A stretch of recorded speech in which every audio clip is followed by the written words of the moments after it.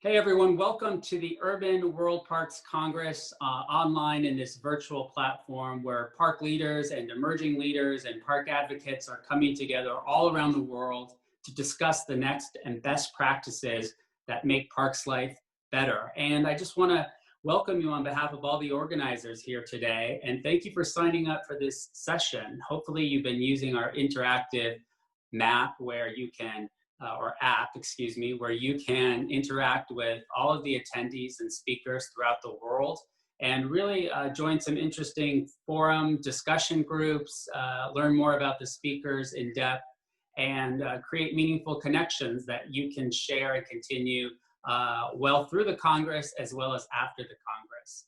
So today we're excited to meet with Eric, and excuse me, Eric, I always get your name wrong, Morawiecki, who's the CEO of NMBL Strategies.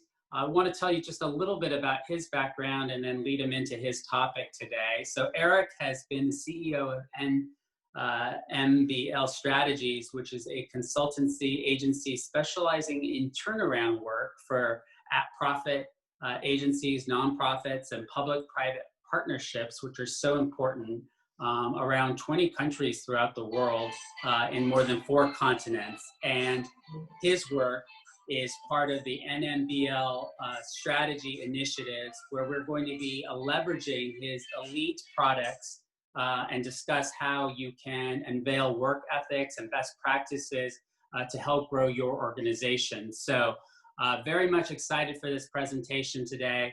And I know that it's going to be an exciting one. Again, want to thank Eric for coming and want to thank all of you for attending and for being plugged into the World Urban Parks Congress. So parks make life better, you make life better. Thank you for joining us and enjoy your presentation. Welcome to the World Urban Parks Congress session on developing an earned income strategy. I'm Eric Morawiecki, CEO of NMBL Strategies. NMBL was founded based upon my experience as a CFO of Gallagher & Associates, one of the largest museum design firms in the world. As the CEO of FDI Strategies, a leader in international strategy development, and as the executive director of the Gateway Arch Park Foundation, the nonprofit partner of Gateway Arch National Park, responsible for the largest public-private partnership in National Park Service history. Today, I'm proud to be joined by Dion Brown, our managing director of nonprofit services. Dion joined NMBL after leading incredible attractions like the National Underground Railroad Freedom Center, the National Blues Museum, and the B.B. King Museum. And prior to working for those great museums, Dion spent 21 years in the Air Force. At NMBL Strategies, we work with nonprofits, small businesses, and public-private partnerships on strategy, leadership development, and change management. Dion and I are excited to talk today about developing earned income strategy. And really, when we say developing an earned income strategy, a lot of times parks think of a cafe or a gift shop as revenues that can be driven in to their organization to help support their mission. But we encourage nonprofits and small businesses to think beyond those simpler means and to look for partnerships that can evolve through the community. And really the best way to engage those ideas is to develop a strategy that identifies the opportunities and how to utilize them. And so as we get into that, we're going to walk you through several steps to take as you think through your own process. And with that said, Dion's going to talk through when to engage developing an earned income strategy. Thanks, Eric. Good afternoon, or good day, everyone. As a slide here, we're talking about the timeline. When do we do this? So on the construction timeline, you inform yourself to ensure you're making the right decisions. How the space will be utilized and supported has to inform the design. Getting over to the other side where to develop earned income strategies, you have to talk with your external sources to get an idea how the space will be used. For example, we had a 10,000 square foot gallery that was for temporary exhibits, but when we didn't, we tried to look at a way how we could tie it into the community functions that would still drive earned income. And we did we rented out the space for vendors. which brought us another source of income. So again, that came from talking with our constituents in the community to see what the demand was, what would they like to see, and it stayed within our mission to do it. On the design, typically look to get through the schematic design development phases and ensure the plans still work. So you always have to be willing to pivot. You know, it's a life cycle that you're forever talking to your constituents, your members, the people in the community to see what can you utilize the space for that you haven't thought of. Down on the park over, pay attention to, again, how the space is utilized. Even with the external input, people will still use the space different. And you have to, and with that said, it goes back to the last point I just made. You always are talking to the community, seeing how you can redesign the space. If it's working, fine. If not, how you can pivot and move on. And next slide here. Which flow, Eric, did you want to add anything there? You know, I think it's just a good idea, like you said. Really, you have to kind of think of this as an evolution. And you start with some great inputs from your community, but even after a community tells you how they'll use your space or what they need to see or want to see or what they'll pay for, until they actually walk in and see it, they don't really know. And so you do have to be willing to adapt. Thanks, Eric. On the operating timeline, now you're up and you're running. It's key to, it kind of ties back to the construction. You still want to keep on planning on how to use that space. For regardless if it's rentals, how can we get the maximum out of our rentals? How else can we utilize the space? Later on in this presentation, I'll talk about specifically how we looked at how we would utilize the spaces at the National Blues Museum and how we grew that into a significant portion of our earned income strategy. Again, the external input that we received from different people throughout the community, from our board, from the staff, is how we grew our earned income at the National Blues Museum and other organizations. I can give a specific example Eric mentioned earlier about the gift shop and cafe, how it expands beyond that. In the case of a cafe, you have to make sure you're providing what your customers want. And what we did is we took a business in our cafe that was doing approximately about $78,000 a year, grew it to about $225,000 a year, just by providing the foods that our customers wanted. Then we also, with that success, we looked at how we could grow our earned income, and we even started our own catering using basically the same cafe staff we had. We opened a whole nother section of earned income that nobody had even thought about and created a catering service out of it. So that's how you have to keep your earned income strategy continuously living, thinking of how to keep it, how to keep growing. And when you find something isn't working, you start trimming it back, you pivot, and you're always thinking it's a living plan to continue to look at your earned income. Vital. I think it's also important to think through, it's very different if you're building a space versus if a space has been in existence for maybe tens or even hundreds of years, and what restrictions there might be included versus when you're developing a new space from scratch. And so it's a really good idea to think of how you can utilize the space, but you also need to think beyond your own boundaries, whether that's partnerships or anything else you're doing in the community. And so, you know, when you're in operation already, you know, how you can operationalize all of these things is really important. Eric, and again, I love talking about earned income. We had to utilize the spaces that you have to maximize all of it. At one museum, you could go see a movie, you could go play miniature golf. It was at a science facility. And what we did is just came up with a combo packet because we saw one area wasn't utilized. So we made a combo ticket to drive people into that very low usage, and it helped build it up.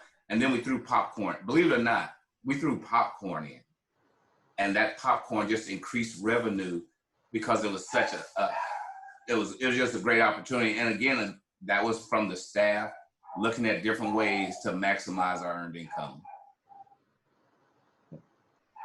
You know, so now that you kind of know when you should engage this, we wanted to talk through, you know, how you define your value. I mean, there are different groups, different visitors that come to your space, and you need to understand who those visitors are, because each one of them is a different message, a different means to hit them with that message, a different interest within your space. And so, are your visitors local, regional, national, or international?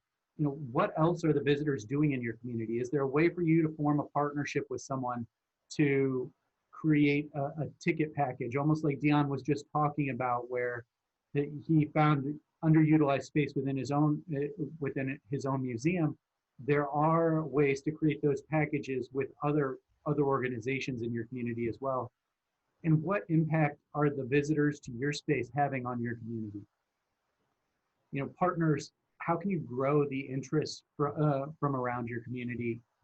And what that really means is, usually a visitor to a park comes from a closer proximity than from an international or national region. And so, growing the interest from around your community means that you're going to incur more visitors. More visitors typically means that this earned income can rise in price and rise in value. So really critical to identify those interests from your community. Who else has the same visitor profile to you? If you're the zoo, does the science center have the same interest as you? If you're a park and there's an adjacent museum, do you share a similar interest? And identifying those similar interests can also mean that you can partner on programming and reduce some of your costs as well. So especially today, where COVID is going on and organizations are really struggling with their own budgets, finding ways that you can grow your revenues while not having to fully take on all the costs related to it is a great opportunity. And what would encourage mutual interaction between those organizations? As Dion noted earlier in his story about the museum, is it a shuttle that will help encourage that mutual interaction? Is there something needed? The other area we like people to look at is development around you tells a story, right? If there are hotels being built around you, the community believes that you are a space that is going to attract visitors from regional, national, international. If people are building apartments and condos, they're telling you that they believe this is a local attraction. But you need to take a look at what the development is telling you, because that also helps inform you on who your visitors are.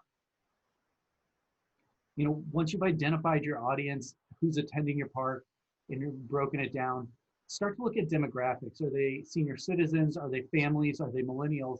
Because they all have different interests and needs within that space, and you have to be able to create programming, to create funding opportunities that address the people who are coming. It's a great opportunity to reach out beyond your typical demographics, but always key to start at your base.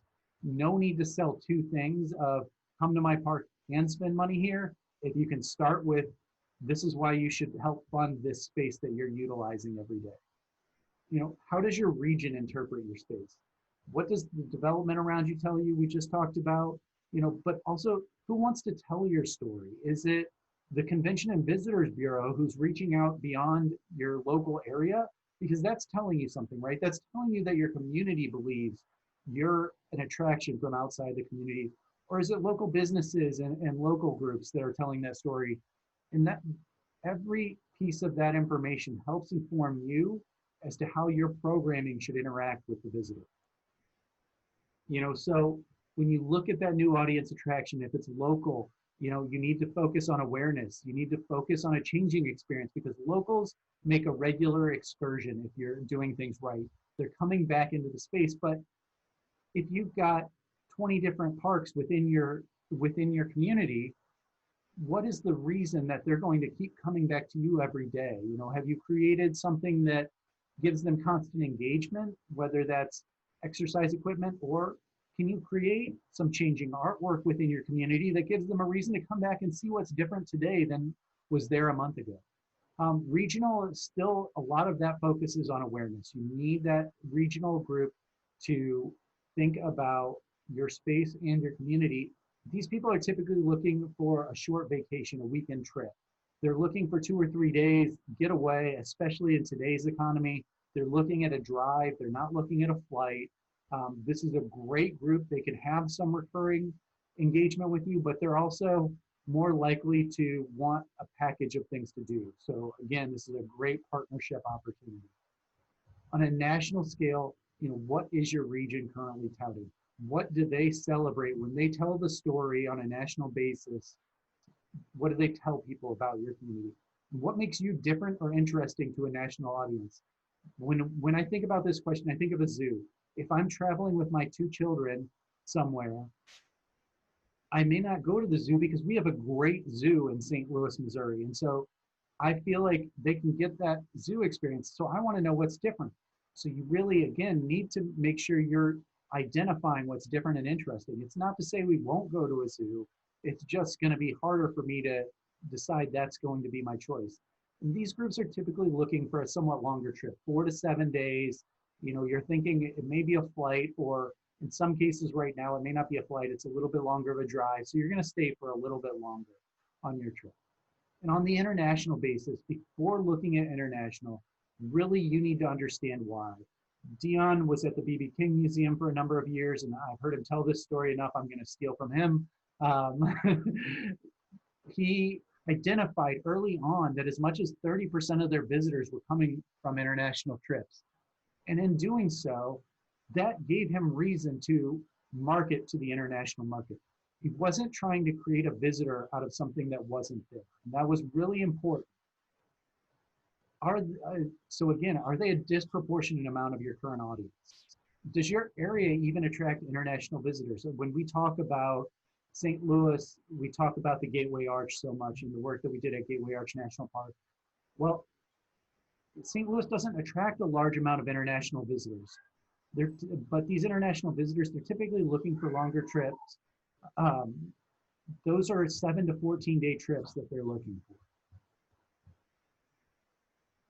Dion's going to talk here a little bit about utilization. Right. Eric hit on it great on the local, regional, national, and international visitors. Though that's paramount to know. And believe it or not, they all tie in, and you just have to work within the community to identify it. As this slide dictates, how's your community benefit from your space? Local visitors, hotel stays.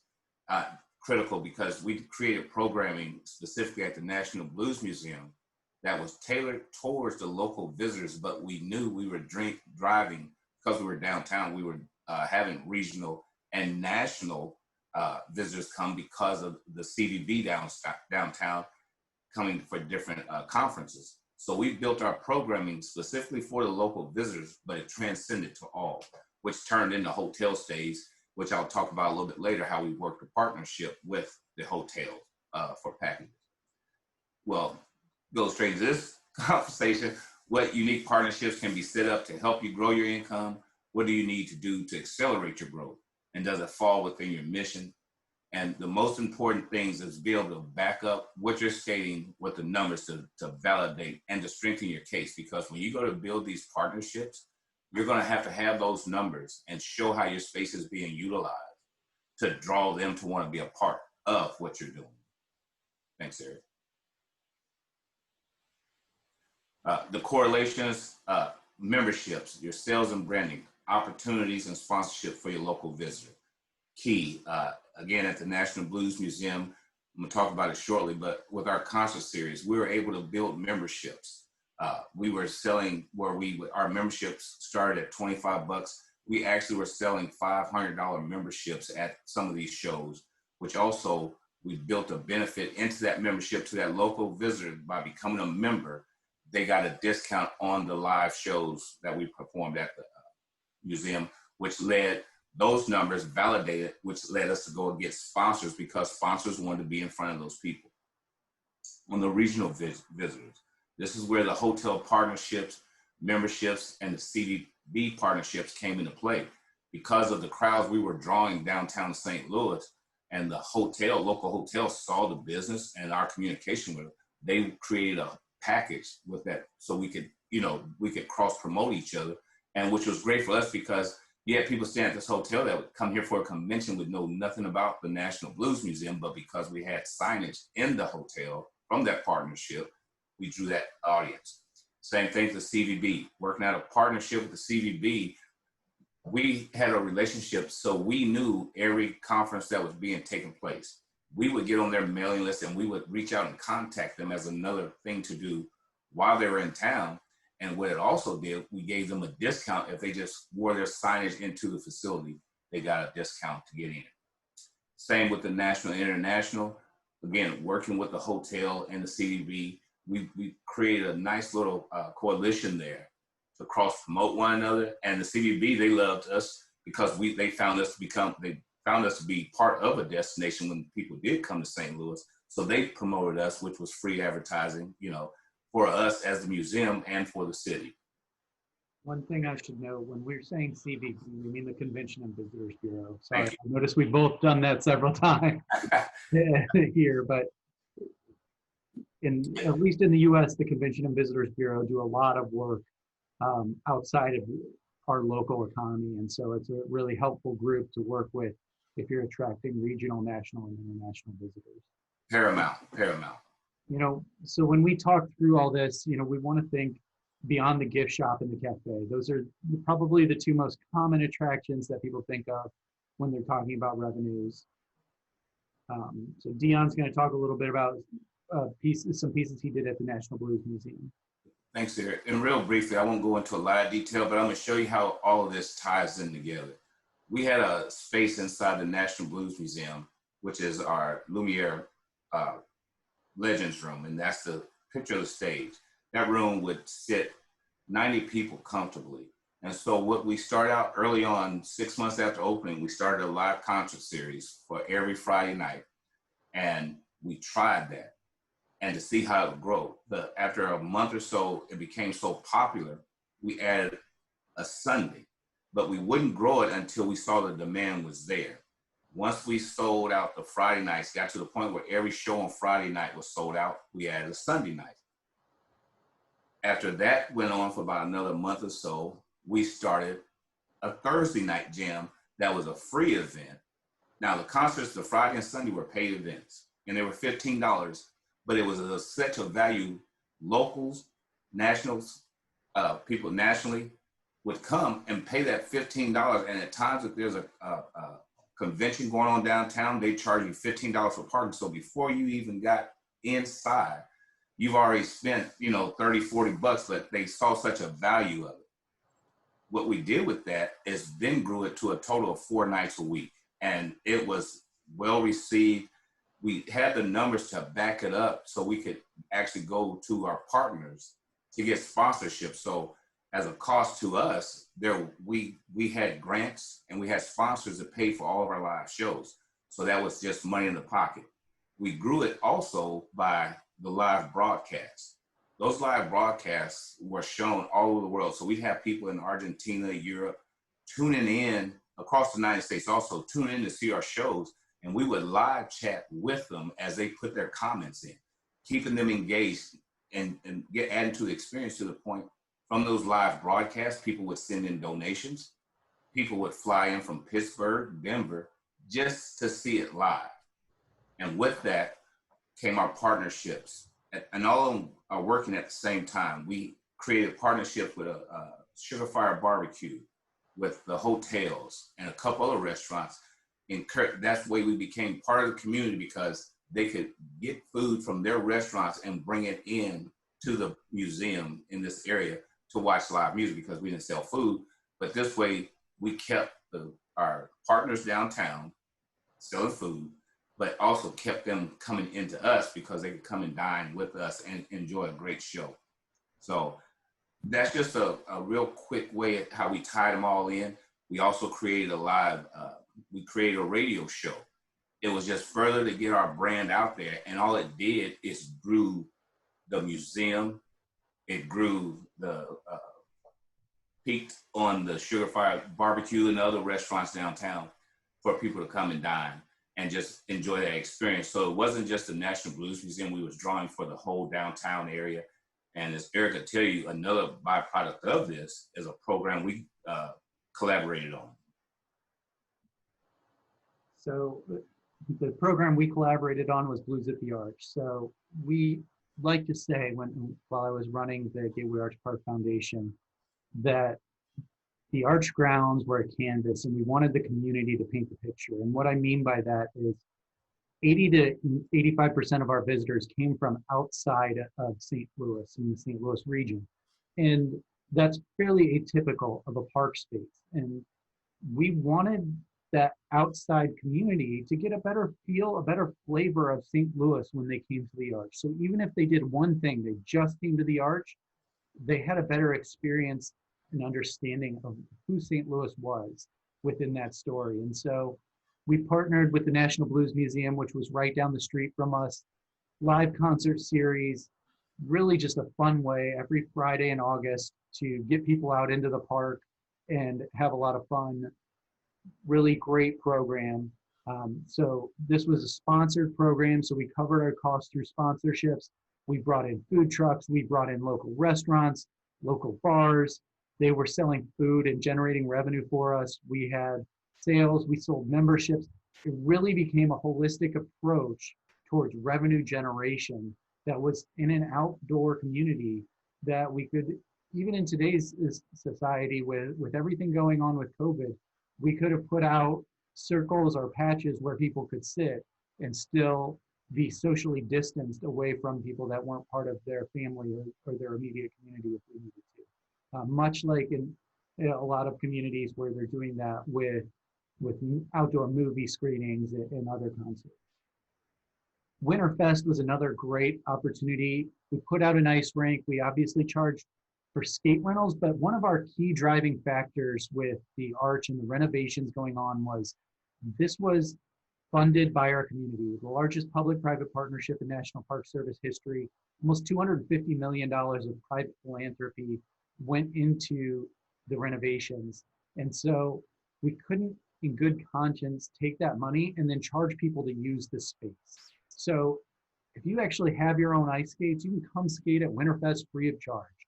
Otherwise, for a small fee, you could rent skates, generating a little bit of revenue for us. Again, we went out and sought sponsors to cover the hard costs that went into the Winterfest activities. But then we also brought in local restaurants and vendors to really grow the environment around it and make sure that we were partnered with the community to show that growth within them. We partnered with the St. Louis Blues, the hockey team here. They did lots of events for us. It was really just a fun, engaging environment, but also we found the revenue opportunities to support it without it being something that was prohibitive to the community either. The hotel partnerships, revenue generation through hotel programs and events. We did several different pieces here where we had hotel partnerships that provided funding based on hotel stays and nights that people stayed in their rooms, but we also did events within their restaurants that helped drive traffic to those hotels, but also generated revenues for us. So everything from a dinner with Ruth's Chris, which is a high-end steakhouse in St. Louis right in front of the Arch. We did a whiskey tasting at different times, really finding unique ways to utilize the spaces around us that created these partnerships and really built long-term bonds with them. And then rentals. So we talked a little bit about keeping this space free to the public. So how do you have a private rental of a museum or park space if you're keeping things free to the public? One of our key driving factors in that was we only rented spaces after hours. So the museum at different times of the year closed at 7 o'clock, 6 o'clock, and people could do things after hours. So after the museum was already closed. Same with the park space. The park had different hours that it was open and operated by the National Park Service. And so we found times that worked so that people were never put off or put out, because we wanted this to be your park, your community park. Even though it was a 100-acre national park site, it had to be a community space as well. And one of the ways we really started to develop our own earned income strategy at the Arch, when I first got engaged at the foundation, I took trips to San Francisco, to Chicago, to Philadelphia, New York, and DC. And I sat down with people leading different park foundations in all of those areas and said, what are you doing? What's working? What's not working? And why are things working and not working? And so we gained this great insight from all these different groups of why they were doing something, how they could do something better, how they would have done something different had they had it to do over again. So I pulled out a few of these great little things that maybe people aren't thinking of doing right away. The Golden Gate National Parks Conservancy, one of the biggest national park partners in the country, has a hotel partnership where they get $1 per room night donated to the park. It's an opt-out program from the hotel. It's a high-end hotel in downtown San Francisco, so not a cheap place to stay. But $1 of each roommate night is tacked on and donated to the Parks Conservancy.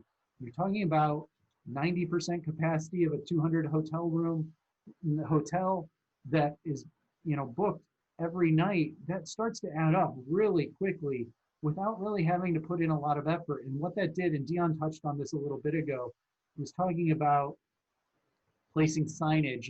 The hotel was able to say, we're supporting our national park without it eating into their bottom line.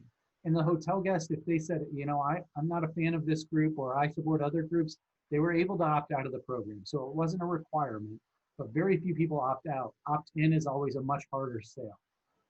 Spruce Street Harbor Park. If you've been to Philadelphia, this has been one of the great stories of downtown Philadelphia in the last 10 years. So they took a barge, 3 barges actually, and renovated them and turned them into a beer garden, a floating beer garden where you could sit out in the harbor and drink, have a beer with your friends. Great environment. In the first 3 years, it grew to over 1 million visitors of the beer garden in that time. I mean, if you think about how many people are coming to your space and how many people are utilizing your space, that's a large number to add 1 million visitors in 3 years. And to do so, where you're probably getting $5 to $10 per person out of each one of those when they buy those beers, there's a great opportunity that they identified. The Chicago Parks Department, we talked about Winterfest at the Gateway Arch. They put ice rinks and an ice ribbon throughout the Chicago parks, throughout the community. They rent skates and they rent ice time.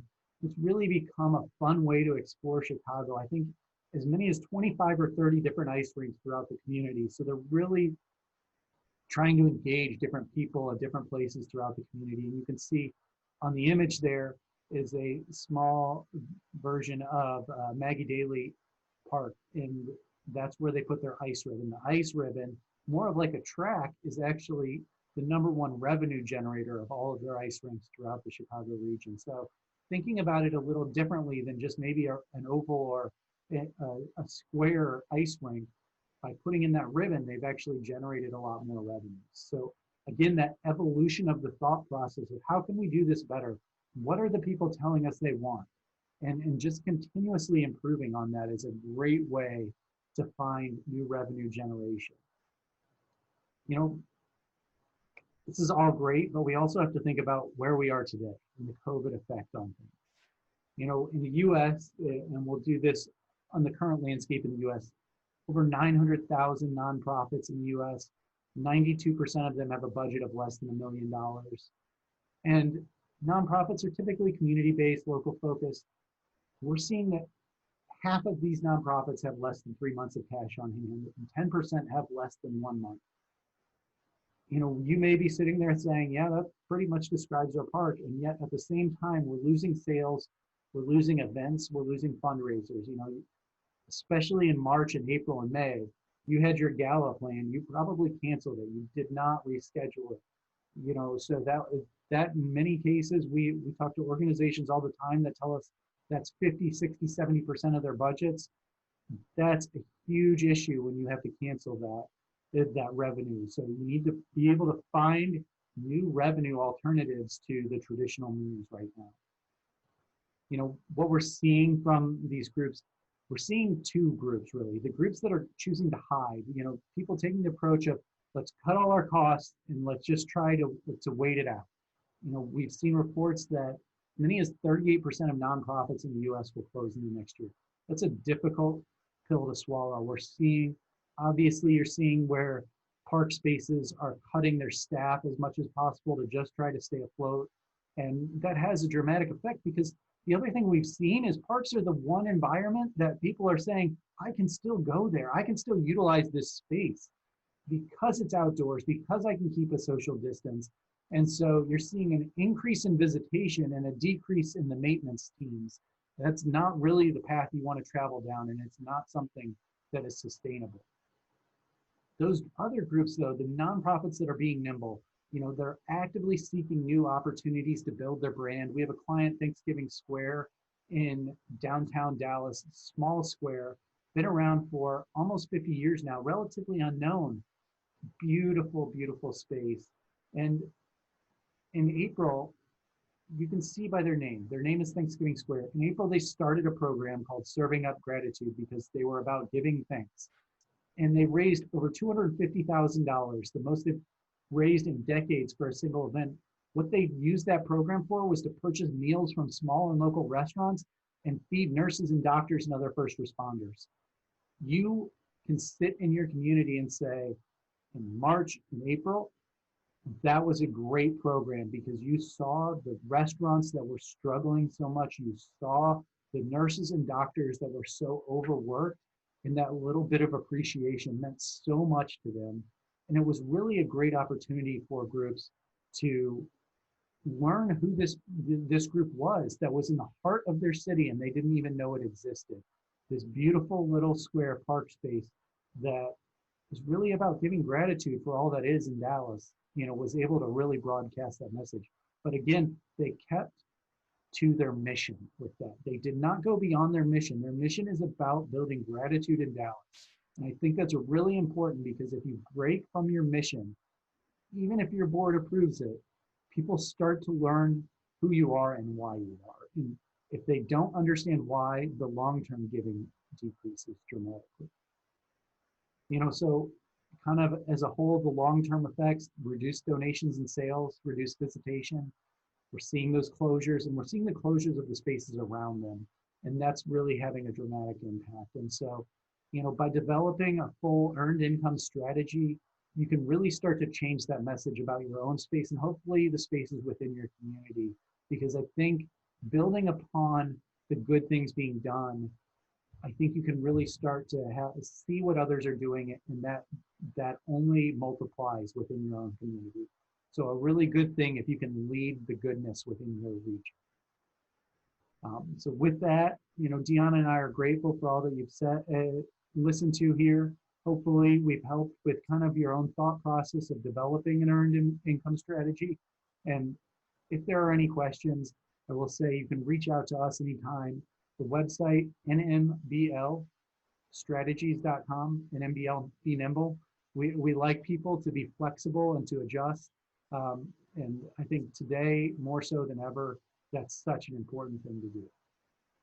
So thank you all.